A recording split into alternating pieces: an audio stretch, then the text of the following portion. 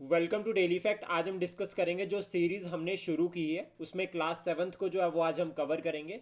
हमारा इस new series में टारगेट है कि जनरल स्टडीज़ के जितने भी सब्जेक्ट्स हैं like history, polity, geography, economy, environment, current affair, science and tech, जितने भी जो हमारे सब्जेक्ट्स हैं जनरल स्टडीज़ के उन सभी को हम कवर करेंगे इस सीरीज़ में।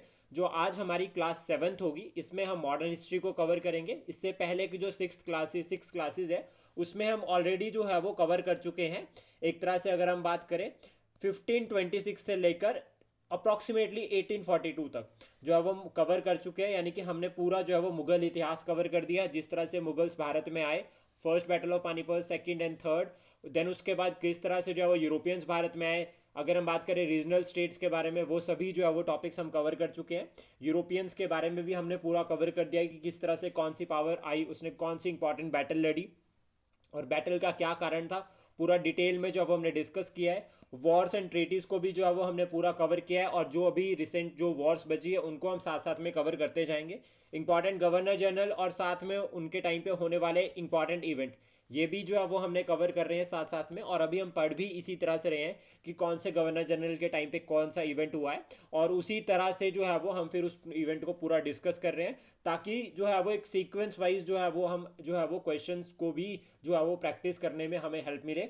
और अभी जो अगर आप ट्रेंड देखोगे तो मैच द फॉलोइंग में भी क्वेश्चंस पूछे जा रहे हैं, और इन डेप्थ जो है वो आपको क्वेश्चन एग्जाम में देखने को मिल रहा है। और जिस तरह से ये अनुमान लगाया जा रहा है कि अभी पुलिस का एग्ज़ाम भी टफ होने वाला है, क्योंकि एग्ज़ाम जो है वो पब्लिक सर्विस कमीशन कंडक्ट करवाएगा। तो हमारे लिए ये चैलेंजिंग रहेगा जनरल स्टडीज़ के सब्जेक्ट स्पेशली, क्योंकि एक वास्ट सिलेबस है।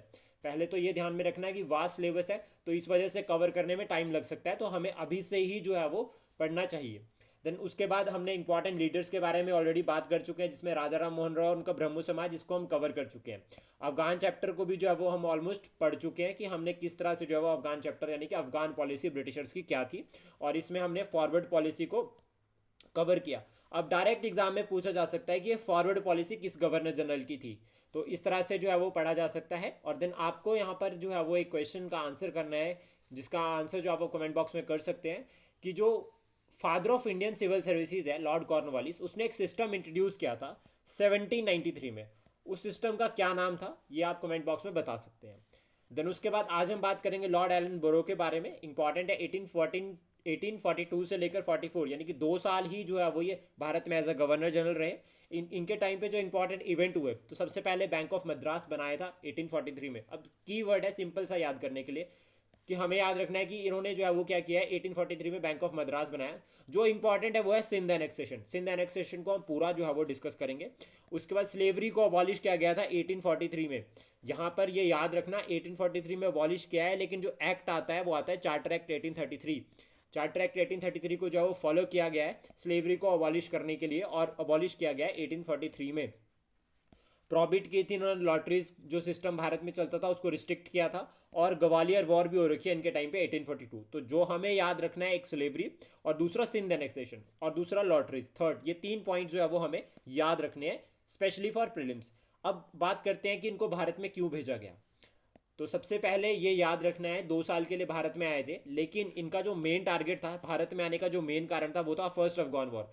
फर्स्ट अफगान वॉर की वजह से जो अफगान के साथ पहला युद्ध हुआ था, उसकी वजह से जो है वो क्या हुआ था, काफ़ी सारी प्रॉब्लम्स क्रिएट हो गई थी। ठीक है, जिसकी वजह से जो है वो एशिया में पीस जो है वो नहीं रहा था, पीस एंड स्टेबिलिटी डिस्टर्ब हो चुकी थी। फॉर एग्जाम्पल है कि फॉरवर्ड पॉलिसी, बहुत सारे ब्रिटिशर्स जो है वो मारे गए थे। हमने डिस्कस किया था कि जब वो आपका शाह शुजा था जो अमीर बनाया था जिसको, तो वो अमीर की अगर हम बात करें ब्रिटिशर्स ने बनाया, लेकिन वहाँ के जो ट्राइबल पीपल थे उन्होंने जो है वो क्या किया, उसको मार दिया, और डिमांड करी कि जो दोस्त मोहम्मद है उसको ही जो है वो अगेन जो है वो अमीर बनाया जाए अफगान का। तो इसकी वजह से जो है वो आपका देखते हैं एक तरह से पीस एंड स्टेबिलिटी डिस्टर्ब हुई थी रीजन में। तो इनको भेजा गया था कि वो पीस को मेंटेन करे। इसका इनके आने का कारण क्लियर हो गया होगा, आई होप आपको। देन उसके बाद अगर हम बात करें सिंध एनेक्सेशन, इंपॉर्टेंट चैप्टर है 1843। अभी कारण क्या है सिंध का, तो सबसे पहले तो लोकेशन समझो कि सिंध एक ऐसा रीजन है जो कि एक साइड पे आपको कोस्टल रीजन मिलेगा, इधर पे आपको डेजर्ट मिलेगा, ठीक है। और सेकंड पे अगर हम बात करें तो इंडस रिवर जो यहाँ से क्रॉस करती है, यानी कि इंडस प्लेन, सिंधु नदी के जो प्लेन्स है वो बहुत फर्टाइल है, तो यानी कि एक फर्टाइल रीजन जहाँ से रेवेन्यू जो है वो बहुत अच्छा कलेक्ट हो सकता है। और प्रेजेंट टाइम में जो है वो ये पाकिस्तान का पार्ट है। और कराची पोर्ट भी जो है, यहाँ पर छोटे छोटे पोर्ट्स लोकेटेड है जिससे अरेबियन सी के थ्रू जो है वो व्यापार भी किया जा सकता था। और इसको रूल करते थे सिंध के आमिर, हमें इतना ही याद रखना है कि सिंध के आमिर जो है वो रूल करते थे। देन उसके बाद ब्रिटिश का इंटरेस्ट क्या था सिंध को एनेक्सेशन के लिए, कि ब्रिटिश ने क्यों सिंध जो एक उस टाइम पे प्रिंसली स्टेट थी उसको एनेक्स करने की सोची। तो सबसे पहला था कि व्यापार का एक्सपेंशन, ट्रेड एक्सपेंशन वो करना चाहते थे, जिसमें वो कराची पोर्ट को अगर कैप्चर कर लेते हैं तो उससे ट्रेड एंड कॉमर्स में हेल्प मिलेगी। सेकंड, उसके बाद अरेबियन सी, अरब सागर के थ्रू व्यापार करना बहुत ईजी रहेगा और उसके ऊपर और स्ट्रॉन्ग होल्ड जो है वो ब्रिटिशर्स का हो जाएगा अगर वो सिंध को एनेक्स कर लेते हैं। टेरिटोरियल एक्सपेंशन, टेरिटोरियल एक्सपेंशन मतलब कि जो ब्रिटिश की टेरिटरी थी भारत में उसका विस्तारवाद करना चाहते थे।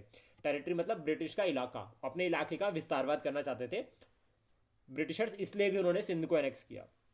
उसके बाद सेकंड जो यहाँ पर एक पॉइंट और आता है कि आपका जो नेचुरल रिसोर्सेज थे, ठीक है, सिंध के पास, सिंध में like for example black cotton यहाँ पर थी, एक पॉइंट हो गया ये कि ब्लैक कॉटन यहाँ पर थी। और सेकंड, इंडस के प्लेन, जो आपका सिंधु नदी के जो प्लेन एरियाज थे उससे क्या हो गया, एक तरह से जो है वो रीजन जो है वो बहुत फर्टाइल था, वहाँ से रेवेन्यू भी ज़्यादा कलेक्ट हो सकता था। और दूसरा, कैश क्रॉप्स कॉटन के लिए वो बहुत हेल्पफुल था, तो इसलिए भी जो है वो सिंध को एनेक्स करने का जो है वो प्लान बनाया। और सेकंड, यहाँ पर एक पॉइंट और आता है, that is your monsoon. Monsoon का जो है वो हमारे इतिहास में बहुत इंपॉर्टेंट रोल रहता है। अगर भारत को सोने की चिड़िया कहा गया है तो वो उसमें मानसून का भी जो है वो बहुत महत्वपूर्ण जो है वो रोल रहा है, मोस्ट इंपॉर्टेंट रोल जो है वो मानसून का रहता है। तो मानसून भी जो है वो अरेबियन सी के थ्रू, जो अरेबियन सी वाली ब्रांच है मानसून की, तो उससे भी जो है वो हेल्प मिलती है। अगर हम बात करें मानसून की, देखो इस तरह से दो ब्रांचेस होती है, एक बे ऑफ बंगाल ब्रांच होती है और एक अरेबियन ब्रांच होती है। तो ये जो अरेबियन ब्रांच है, ठीक है, ये एक तरह से जो है वो आपका सिंध वाले रीजन को भी क्रॉस करते हैं। दैट मीन्स अगर जहाज यहाँ से आ रहे हैं तो मानसून विंड्स के थ्रू आ सकते हैं इजीली, और फिर वापसी में भी मानसून विंड के थ्रू जा सकते हैं। तो ये जो है वो एक नेचुरल जो है वो कंडीशन थी यहाँ पर जिसका ब्रिटिशर्स फ़ायदा उठाना चाहते थे। उसके बाद अफगानिस्तान में जाने का रास्ता, अब देखो यहाँ पर सिंध है, यहाँ पर है पंजाब। महाराजा रंजीत सिंह फेवर नहीं करते थे। महाराजा रंजीत सिंह जो है वो उन्होंने क्लियर कह दिया था कि ब्रिटिश आर्मी मेरे होते हुए जो है वो पंजाब की टेरिटरी से नहीं जाएगी। तो कहीं ना कहीं अगर अफगानिस्तान जाना था तो वाया सिंध होकर जाया जा सकता था, तो ये भी जो है वो एक रास्ता था। उसके बाद ईरान, जैसे यहाँ पर देखो इसके इधर वाली साइड पे ईरान हो गया, ठीक है, तो ईरान से अगर कोई इन्वेजन हो रहा है तो सिंध को जो है वो एज अ बफर यूज़ किया जा सकता था। ये भी एक इंपॉर्टेंट कारण था जिसकी वजह से जो है वो सिंध का एनेक्सेशन हुआ। देन उसके बाद यहाँ पे एक इंपॉर्टेंट पॉइंट आता है, वो आता है लॉर्ड मिंटो वन का। 1809 में लॉर्ड मिंटो वन ने जिस तरह से महाराजा रंजीत सिंह के साथ ट्रीटी साइन की थी, और ये ट्रीटी कौन सी थी इसका आंसर आपको कमेंट बॉक्स में बताना है। और अगर आप कमेंट बॉक्स में नहीं बताना चाहते तो देन आप अपनी शीट पे इस साइड पे रफ साइड पे लिख सकते हो, ताकि जो है वो हमें रिवीजन भी साथ साथ में होती रहे। अब यहाँ पर ट्रीटी ऑफ एटर्नल फ्रेंडशिप करी थी लॉर्ड मिंटो वन ने जो सिंध के आमिर थे उसके साथ। दैट मीन्स कि डिप्लोमेटिक रिलेशन बना दिए थे, पहले डिप्लोमेटिक रिलेशन बना दिए थे, लेकिन उसके बाद ज़रूरत ये समझी गई कि अभी डायरेक्ट जो है वो लड़ाई कर कर ही फ़ायदा है। तो सिंध एनेक्सेशन को किस तरह से किया गया, सिंपल सी स्टोरी समझो इसकी, सिंपल सी कहानी, बिल्कुल ईजी। एक ब्रिटिश ऑफिशियल थे जिसका नाम था sir Charles NIPER. Sir Charles NIPER, इसको सीएन करके याद रख दो कि ये सीएन भाई साहब चले गए सिंध पे अटैक करने, और इन्होंने जो सिंध का जो गवर्नर था, सिंध का जो नवाब था, उसको डिफीट किया, उसको हराया और फर्स्ट गवर्नर बना दिया गया कंपनी ने इन्हें जो है वो फर्स्ट गवर्नर बना दिया सिंध का। तो हमें एक तो ये भी क्लियर हो जाता है कि फर्स्ट नवाब बन गए, फर्स्ट गवर्नर है ये सिंध के, और इन्होंने डिफीट भी किया था सिंध के जो है वो आमिर थे। सिंध के आमिर का नाम याद करना जरूरी नहीं है। और फाइनली एक पॉइंट हमें जो याद रखना है, 1937 तक जो है वो सिंध को जो है 1937 में जो है वो सिंध को एक सेपरेट प्रोविंस बनाया गया था। उसके बाद जो है वो लेटर पाकिस्तान में इंटीग्रेट हो गया था 1947 में। जो बैटल्स है इसमें, जब ये आपके सीएन यानी कि चार्ल्स नेपर जो बैटल मतलब इन्होंने जब अटैक किया सिंध के ऊपर, तो यहाँ पर बैटल ऑफ मेनी और बैटल ऑफ दोबो, ये दो इंपॉर्टेंट है 1843 में, जिसका रिजल्ट हुआ वो ब्रिटिश की विक्ट्री। Final clear. देन उसके बाद जो नेक्स्ट है वो है लॉर्ड हेडिंग वन, 1844 से लेकर 48। अब इनके टाइम पे हो रखा है फर्स्ट एंग्लो सिख वॉर, और इसका जो रिजल्ट था वो था ट्रीटी ऑफ लाहौर 1846। इससे पहले मैं आपको करेक्ट करना चाहूँगा कि लास्ट वीडियो में गलती से जो है वो मैंने जो है वो ट्रीटी ऑफ लाहौर को जो है वो 1809 बोल दिया था, तो याद रखना 1809 वाली जो ट्रीटी है that is your treaty of Amritsar, और जो अभी है वो है ट्रीटी ऑफ लाहौर। अब यहाँ पर इनके टाइम पे जो आज के टाइम पे जो संडे हम एज अ हॉलीडे जो है वो सेलिब्रेट हमें मिलता है, संडे यानी कि फंडे, छुट्टी वाला दिन, ये इन्होंने शुरुआत करी थी इस चीज़ की। ये एक जो लॉर्ड हार्डिंग वन थे, ये एक ब्रिटिश आर्मी ऑफिशियल और पॉलिटिशियन दोनों थे। इन्होंने जो क्रीमिया वॉर हुई थी, क्रीमिया वॉर जो है वो, उसमें जो है वो कमांडर इन चीफ थे। यानी कि क्रीमिया वॉर में ब्रिटिशर्स को जीत दिलाकर, ब्रिटिशर्स को एक अच्छी पोजीशन पर ले जाकर जो है वो, उसके बाद जो है वो ये as a governor general Bharat में आए। और इनके टाइम पे कुछ खास इंपॉर्टेंट इवेंट नहीं है, सिर्फ फर्स्ट एंग्लो सिख वॉर है, जिसको हम ऑलरेडी कवर कर चुके हैं कि महाराजा रंजीत सिंह की डेथ के बाद किस तरह से जो है वो राजाओं की जो सिख जो आगे उनके सक्सेसर्स थे, जो उनके वंशज थे, वो आपस में लड़ने लगे और गद्दी राजगद्दी के लिए। तो उस केस में जो है वो फाइनली क्या होता है, ब्रिटिशर्स के साथ वो भिड़ जाते हैं और लड़ाई हो जाती है और रिजल्ट होता है ट्रीटी ऑफ लाहौर। और ये ट्रीटी ऑफ लाहौर भी जो है वो कहीं ना कहीं सेकेंड जो आपकी एंग्लो सिख वॉर हुई उसके लिए रिस्पॉन्सिबल थी। उसके बाद नेक्स्ट है लॉर्ड डलहौजी, सबसे इंपॉर्टेंट पर्सनैलिटी है, हर साल क्वेश्चन किसी ना किसी एग्जाम में पूछा ही जाता है। तो ये बहुत ज़्यादा इंपॉर्टेंट पर्सनैलिटी है और जितने पॉइंट्स हम आज डिस्कस करेंगे वो इनफ रहेंगे, वो जो है वो बिल्कुल मतलब उससे एक्स्ट्रा आपको पढ़ने की जरूरत नहीं रहेगी। लॉर्ड डलहौजी की अगर हम बात करें तो 1848 से लेकर 56 अप्रॉक्सीमेटली 8 साल जो है वो ये भारत में एज अ गवर्नर जनरल रहे। इनका जो रियल नेम था वो था जेम्स एंड्रयू रामसे। अब ये इंटरेस्टिंग पॉइंट है, अगर क्वेश्चन को टफ करना है तो वो रियल नेम पूछ सकते हैं कि जेम्स एंड्रयू रामसे किसका नाम था। तो याद रखना ये जो है वो लॉर्ड डलहौजी का नाम था। और इन्हें मॉडर्न मेकर ऑफ इंडिया भी कहा गया है, यानी कि इन्होंने जो है वो भारत में आधुनिक जो आपका युग था उसकी एक जो है वो नींव प्रिपेयर करी, ऐसा जो है वो माना जाता है, बहुत सारे हिस्टोरियंस जो है वैसा मानते हैं। इनका जो इंपॉर्टेंट प्रिंसिपल या फैक्ट या पॉलिसी की अगर हम बात करें वो थी डॉक्ट्रिन ऑफ लैब्स। ये इन्होंने आविष्कार नहीं किया था डॉक्ट्रिन ऑफ लैब्स का, लेकिन इन्होंने डॉक्ट्रिन ऑफ लैब्स को यूटिलाइज किया था, ट्रांसफॉर्म किया था एक तरह से कंसोलिडेट करने के लिए कि जो ब्रिटिशर्स की पावर है कि हमने बहुत एक्सपेंशन कर दिया, अभी हमें अपनी पावर को कंसोलिडेट करना है एक जगह। तो उसके लिए जो है वो डॉक्ट्रिन ऑफ लैब्स का बहुत इंपॉर्टेंट रोल रहा है। देन उसके बाद अगर हम बात करें मॉडर्न मेकर की, तो इन्होंने अगर हम बात करें यहाँ पे इंफ्रास्ट्रक्चर डेवलपमेंट भारत में की है, यानी कि रेलवे रेलवे इनके टाइम पे इंट्रोड्यूस भारत में हुआ है, टेलीग्राफ इनके टाइम पे भारत में आया, एजुकेशन के लिए वुड्स डिस्पैच जिसको मैग्ना कार्टा कहा जाता है। मैग्ना कार्टा का मतलब ये हो गया एक तरह से कि इससे ऊपर कोई कानून हो नहीं सकता। ये ब्रिटेन का जो है वो इंपॉर्टेंट सिस्टम है कि अगर हमें कहना है कि ये बहुत अच्छा इनिशिएटिव है तो उसके लिए मैग्ना कार्टा बोल दिया जाता है। और सोशल रिफॉर्म्स इनके टाइम पे हुए थे, लाइक विडो रिमैरिज एक्ट 1856 आया था। तो इस तरह से कुछ रिफॉर्म्स इन्होंने इनिशिएट किए जिसकी वजह से जो है वो इन्हें कहा जाता है modern maker of India. Important अगर हम कंट्रीब्यूशंस की या फेमस पॉइंट्स की बात करें तो कंसोलिडेशन के लिए जो है वो उनका बहुत इंपॉर्टेंट रोल रहता है, जिसमें डॉक्ट्रिन ऑफ लैब्स को हम पढ़ेंगे, अच्छे से कवर करेंगे इसको। मिस गवर्नमेंट चार्जेस के अंडर अवध का एनेक्सेशन हो रखा है।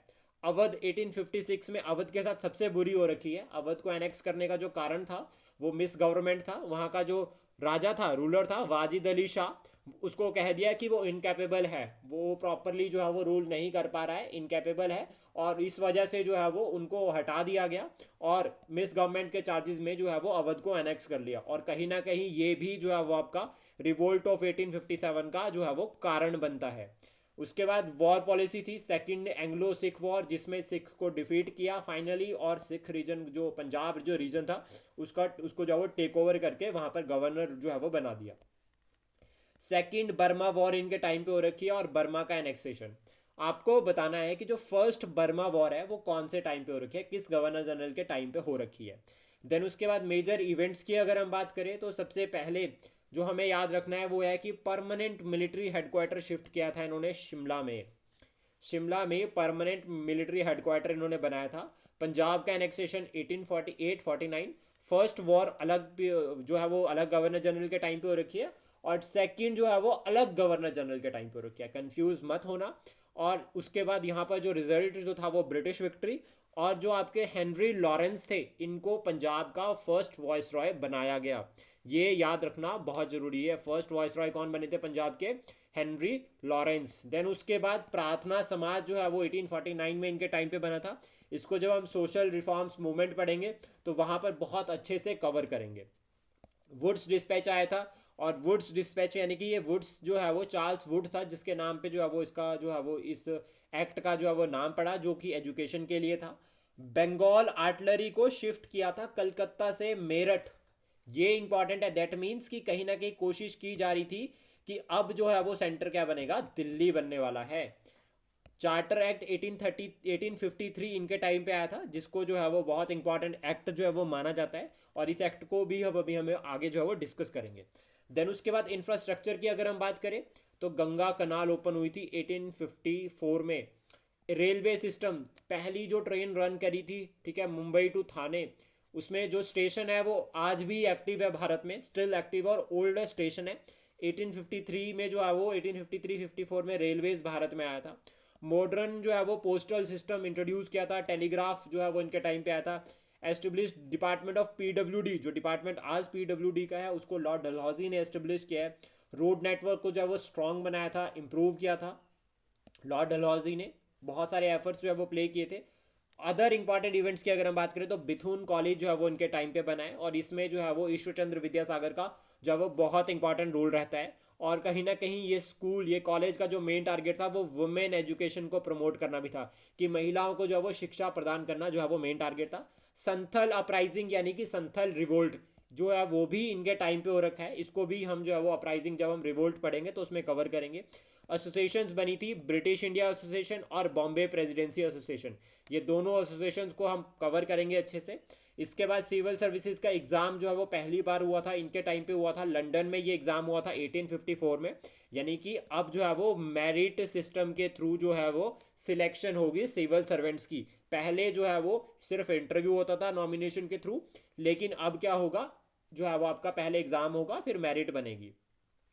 रिलीजियस डिसेबिलिटी एक्ट आया था 1856 में इनके टाइम पे, और सिंध एनेक्सेशन जो हमने कवर कर दिया है।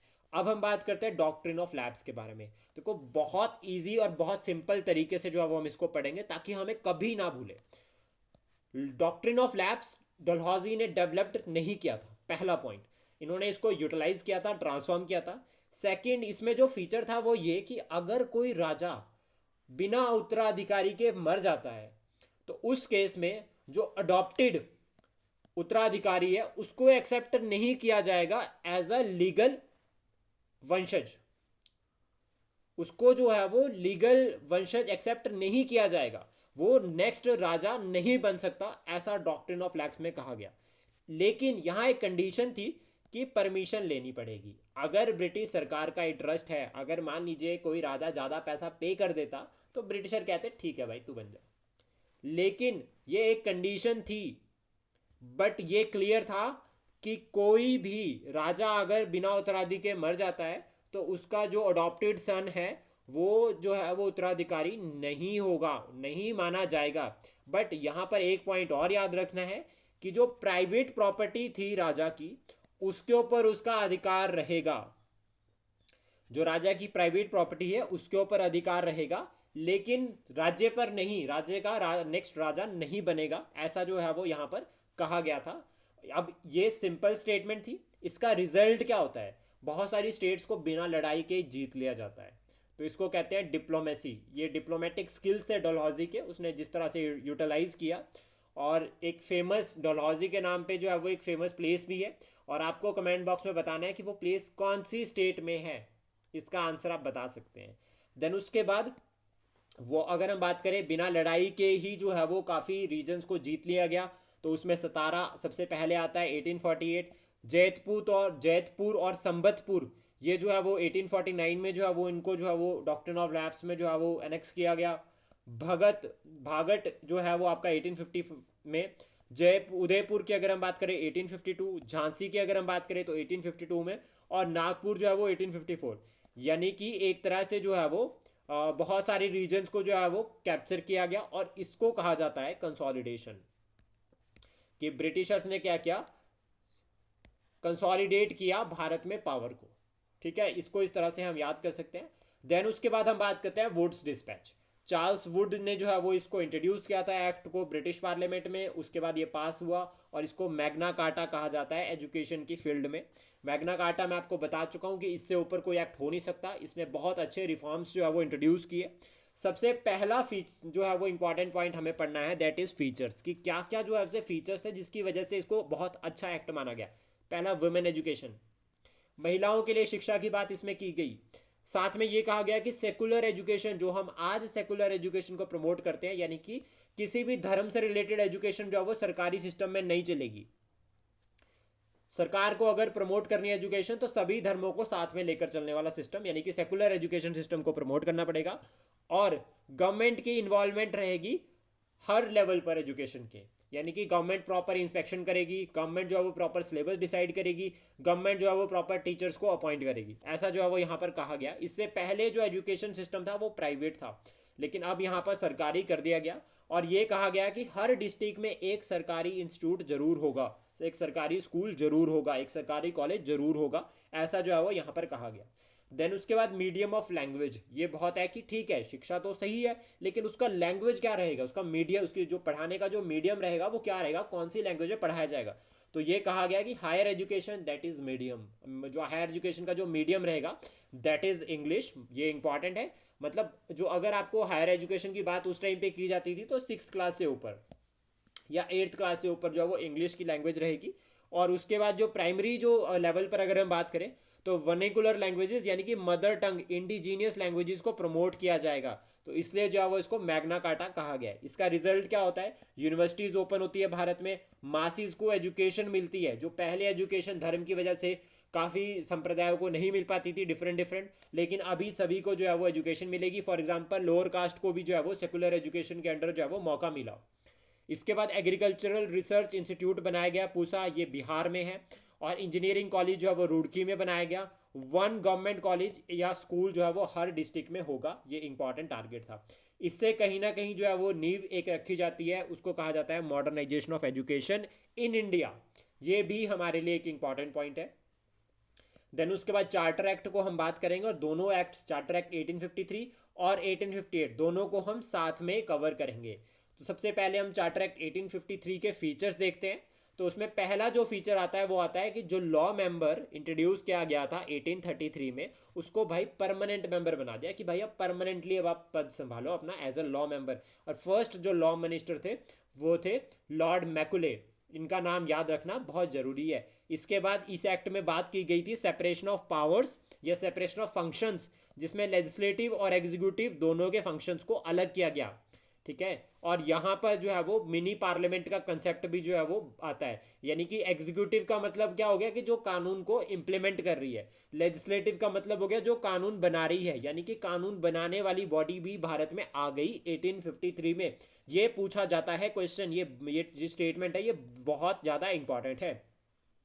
उसके बाद एक्सपेंशन किया गया लेजिस्लेटिव काउंसिल का, ठीक है, यानी कि जो कानून बनाने वाली जो ये काउंसिल थी इसका जो है वो एक्सपैंड किया गया, इसमें जो है वो 12 मेंबर्स हो गए।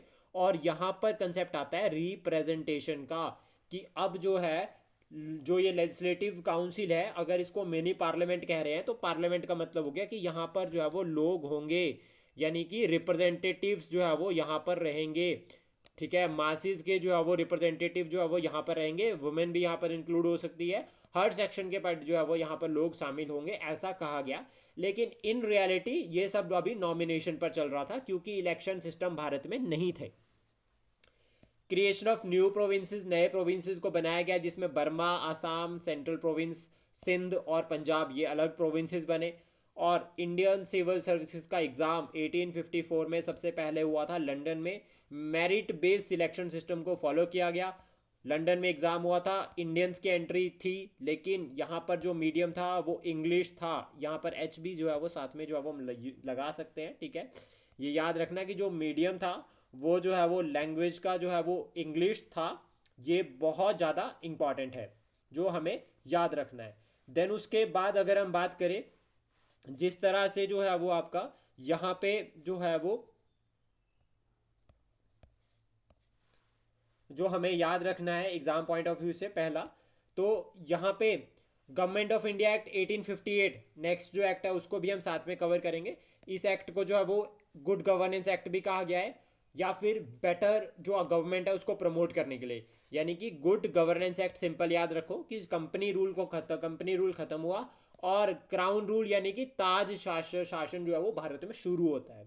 अब इसके फीचर्स की अगर हम बात करें तो सबसे पहला, गवर्नर जनरल को जो है वो वॉइस रॉय बना दिया गया और उसको विटो पावर दे दी। विटो पावर यानी कि अगर लेजिस्लेटिव काउंसिल कोई कानून बनाती है और वो नहीं पसंद आता है तो उसके ऊपर विटो पावर रहेगी गवर्नर जनरल की। साथ में लिमिटेड पावर, लिमिटेड जो है फाइनेंशियल पावर भी भारत को दी गई। और इसका एग्जांपल आता है 1860 में बजट भारत में पहली बार इंट्रोड्यूस हुआ लॉर्ड कैनिंग के टाइम पे।